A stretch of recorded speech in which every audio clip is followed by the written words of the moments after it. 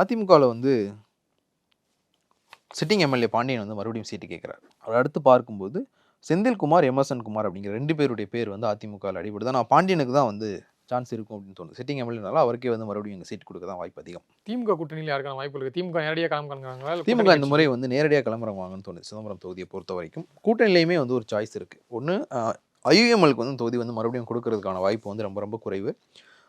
இது வந்து திமுக நேரடியாக போட்டியிட்டது அப்படின்னா புவனகிரி தொகுதியில் நம்ம திமுக வேட்பாளர்களாக யாரை பார்த்தோமோ அவங்க 2 பேரை தான் வந்து இங்கேயும் சொல்லணும். ஒருவேளை புவனகிரி வேல்முருகனுக்கு ஒதுக்கப்பட்டது, கூட்டணிக்கு ஒதுக்கப்பட்டது அப்படின்னா அந்த 2 பேரும் வந்து இங்கே வாய்ப்பு கேட்குற ஐடியாவில் இருக்கிறாங்க. துரைக்கி சரவணன், அப்புறம் எம்ஆர்கே பன்னீர்செல்வத்துடைய மகன் கதிரவன். இதில் இன்னொரு வாய்ப்பும் வந்து சொல்கிறாங்க. என்னென்னா, அமைச்சர் எம்ஆர்கே பன்னீர்செல்வம் குறிஞ்சிப்பாடி தொகுதியில் அவருடைய மகனை போட்டியிட வச்சுட்டு அவர் வந்து புவனகிரிக்கோ சிதம்பரத்துக்கோ போவார் அப்படின்னு வந்து சொல்கிறாங்க.